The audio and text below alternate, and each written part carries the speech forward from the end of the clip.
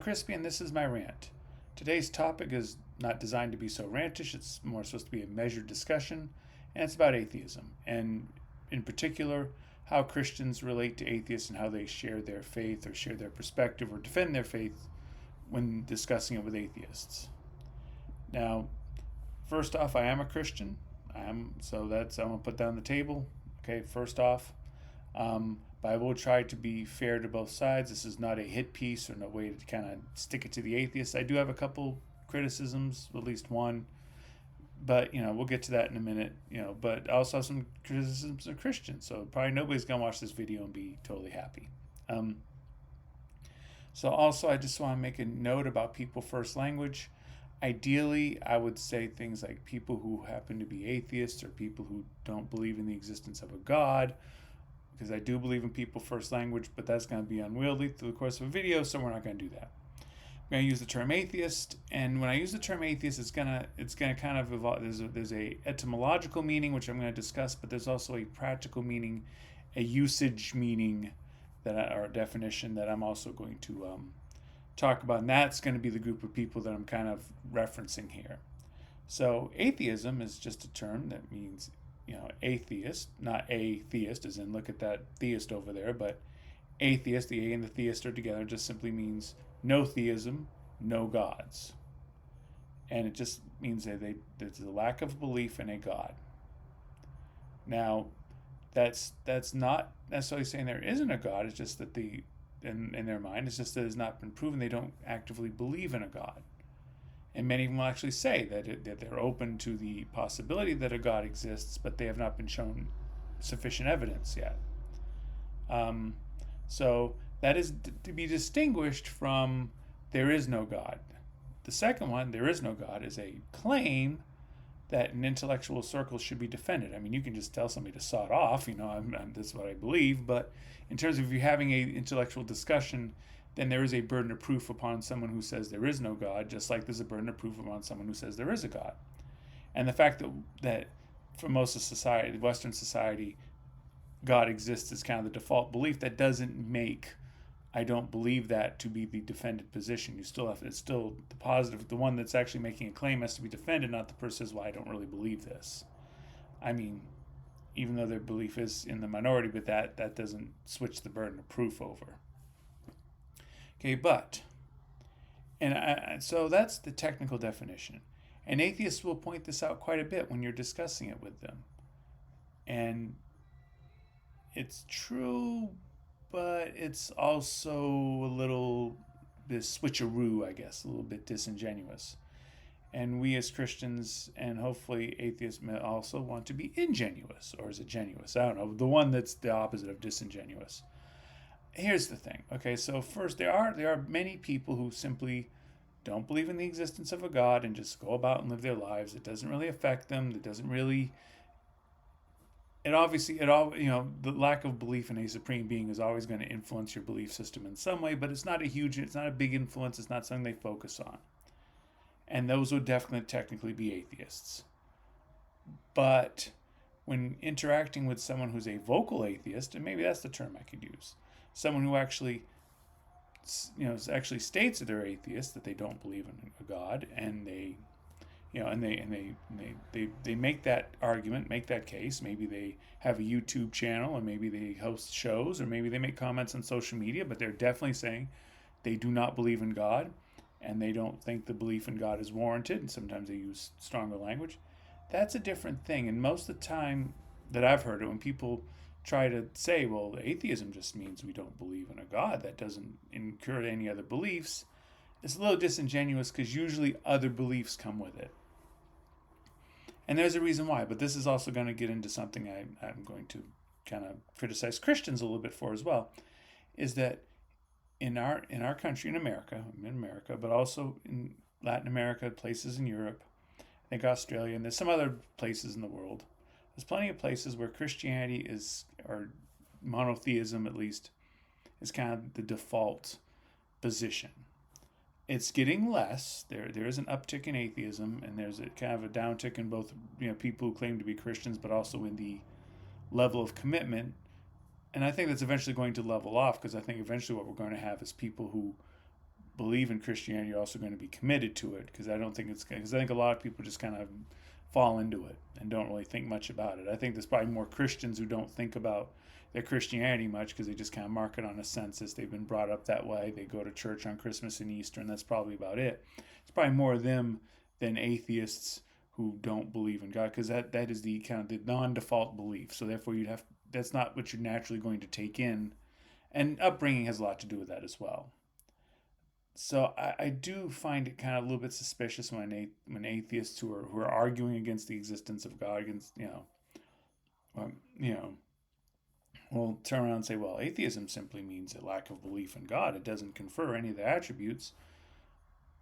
Many of my people just happen to share the same attributes, the same political positions, which is going to be a natural thing because, again, Christianity has shaped a lot of our politics. Once you lose that, well, a lot of issues become in a different frame. It's understandable, but let's be real about the fact that when somebody who's talking about their atheism, that they probably share not all the same beliefs. I'm not saying all. I'm not saying cookie cutter, but it's not just something that they believe that they could do that. I mean, oftentimes they will kind of add other things to that they're not just an atheist, but they're like a skeptic or a humanist. That's two popular ones. There's some other ones, they kind of add to their identity. So it's not just the lack of something that's their identity. There is a replacement kind of going on, but atheism has a huge impact on their worldview a lot of times. The vocal atheists, the ones that kind of put it out there, that strongly believe in their atheism. I can't say strong atheists because that also means that those will also be the people that they believe there is no God. That's also, so it's kind of a term confusion there. So we'll use that. But this brings me to my other point, and this is to Christians. Because Christians will counter with, well, if you don't believe in God, why do you care? Why does it matter? Why do you have to tell us you don't believe in God? Like, I don't believe in unicorns, but I don't say anything. Why do you have to talk about your lack of belief in God? Why is that important to you? If you really must believe in God, if you hate him this much, is usually what they say, although, And I find that to be also very disingenuous because, I mean, it's there. I mean, our political and social systems have a lot of Christian influence, even if it's not actively Christian or actively identified as such. There's a lot of influence. Matter of Christians will point to that oftentimes when trying to prove that Christianity is true or Christianity is real. They will actually point to that as evidence that it's real. So if you don't believe in God, that's going to change a lot of the things a lot of your political opinions, and therefore, it's going to shape your worldview quite a bit. And it's going to be an important part of your worldview because you'll see a lot of people basing their opinions on a belief in God and you don't agree with them. So the natural thing to do is, if you undercut the belief in God, like many of them had, and many of them changed their mind because of that, then you'll also change your mind about some of the political and the social issues that tie into that as well. So there's definitely a reason for them to be believing that. Let's take a reverse example. Let's say as Christians, we're Christians, we're living a happy existence. Let's say Baalism suddenly becomes a big thing, and the worshippers of Baal believe that abortion is a proper sacrifice that we must make to the god Baal. So our firstborn must always be aborted. And let's say, also that Baalism dictates that homosexuality is the default sexual practice, and that anybody who engages in traditional man on woman sex was wrong. And let's say, and also we should be cruel to each other, and just a lot of things that Christians would disagree with. Even though you don't believe in Baalism, you're still going to oppose that belief system because it's the thing that ties it all together. Now my case is very much like, oh, of course this is, abortion, some people would agree, but not forced abortion, obviously. So this is stuff that that people would say, well, this is clearly wrong. But you have to understand, from a perspective of someone who doesn't believe in God, they're seeing the same things in our society that are the fault of Christianity. They're seeing like the fact that the homosexuality is called a sin, or that women don't have the right to abort their children, or things like that. They're seeing that as the influence of Christianity, so they're doing the same thing. I'm not saying they're right. I'm saying, I don't agree with them, but I'm saying, I'm also saying that Christianity's had some good benefit too, a lot of benefits. I think on the whole it's been beneficial, but they don't necessarily agree with that. So it only makes sense. So that's kind of a silly thing that Christians say that really is disproven. Of course, if you believe that Christianity causes harm, then of course you're going to go against it. And they believe that. And I believe they honestly believe that, which brings me up to my next point, is that as Christians, we need to do better about when you're having a discussion with anybody, but definitely with an atheist, accept that what they're saying is true from their perspective. I mean, a lot of times Christians will say, well, you're really a believer in God, but you're just mad at him, or you just want to sin, or this. There may be people who've wanted to do certain things, and the church told them they couldn't do it, and so they kind of looked into the claims of Christianity, and then they that may have happened. It also may happen that some people say, oh, I don't want this, then I want to do what I want to do. That does happen, but that's not every atheist. And I wouldn't even say it's most atheists. I'd say it's not most atheists. I think most people who want to just sin are just going to say, yeah, I'm just going to sin. God's okay with it. He'll forgive me. They're not going to put a lot of that thought into it. They're just not. You're not going to start a whole belief system and all this just, or change up what they believe and advocate for something new. They would just go sin. They would just go do the things they wanted to do and just ignore the church. So I think that's kind of weak as well. And I think, and just the idea, well, you really believe in God. Well, if they don't, some of them don't. Now, many of the prominent atheist personalities that you see out there started off as Christians or believers of some sort, and then they kind of, over time, they for various reasons, they fell out of the faith. Some of them logical, some of them emotional, some of them social. I mean, there's a whole bunch of them. I think we just need to take them at their word as Christians. Now maybe we could have that discernment, that judgment. Well, I don't really think they're telling me the truth. But if we're going to have a discussion with them, then we need to start from the basis of they're telling me the truth and interact with that instead of, I think you're lying. Yeah, that just doesn't work. So the last point I want to make about atheism is I see this oftentimes when Christians engage with atheists, whether in social media or they have these call-in shows where you get two atheists and one Christian comes in and the atheists invite them saying, oh, just believe in God, show us, we'll believe too. They know they're not going to believe, but I'm not going to comment on whether they would if an argument was presented. I don't think they can know that, whether they would actually change their belief system if a actual argument that kind of hit home was presented. But Christians usually offer the same arguments that atheists have countered, numerous times. So my advice is, if you're going to talk to fervent atheists who are very vocal about it, vocal atheists, if you're going to talk to them about religion and you're going to make these certain points, the cosmological argument, the idea that, of course, there's a creator because look at everything around you. That's, and there's more details. That's basically the idea. Or, it takes intelligent design. That's kind of related to that. Or the moral lawgiver that, why would Nazis be considered evil if there is no determiner of what evil is? I mean, if there's no determiner of good and evil, how can we label any action? It's simply a matter of preference. And atheists have heard these arguments, if they've had any time in the debate space, hundreds of times before. They've heard it. Study their counters.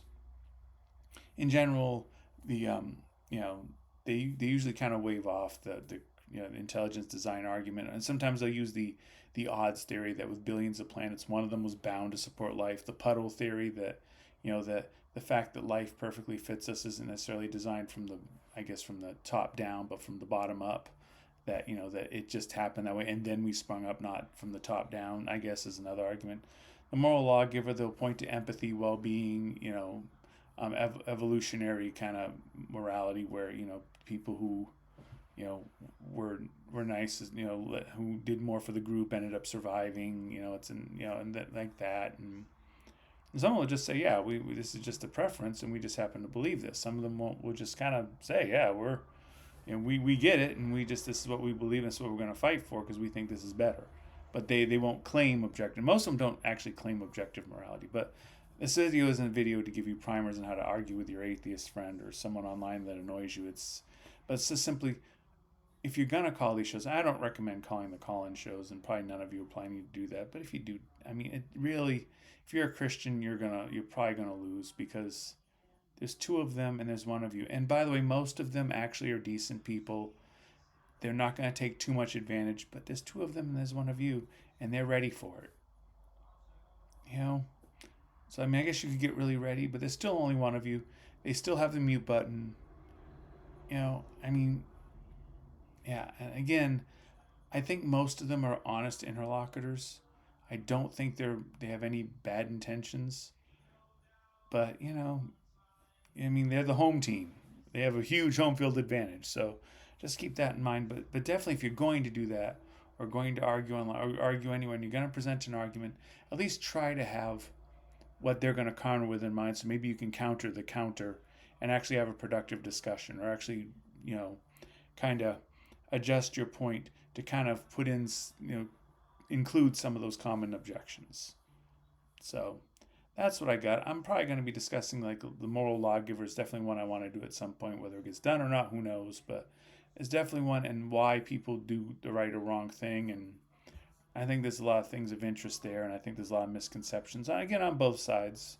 This one probably atheists a little more, because I think there's some case they make against Christians which really doesn't hold water when when you come to it. I mean, I think it's kind of a very kind of simplistic view. I think it's not realistic, but we'll get into that later.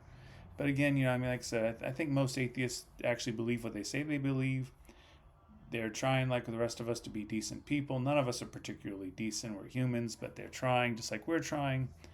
We got our Lord and Savior to guide us, and we still screw up. So, I mean, what can you say?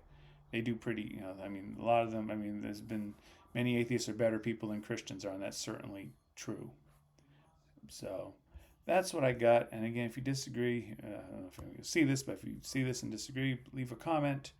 Like I said, on either side. Again, I just think we as Christians can do a better job kind of, interacting with atheists. And there's other things as well. And I do think there's some things atheists get wrong about us as Christians as well, especially modern Christians. I think they have an outdated view of what Christianity is. But we'll get into that more later. And that's what I got. And I think I'm going to keep this one. Awesome. Thank you.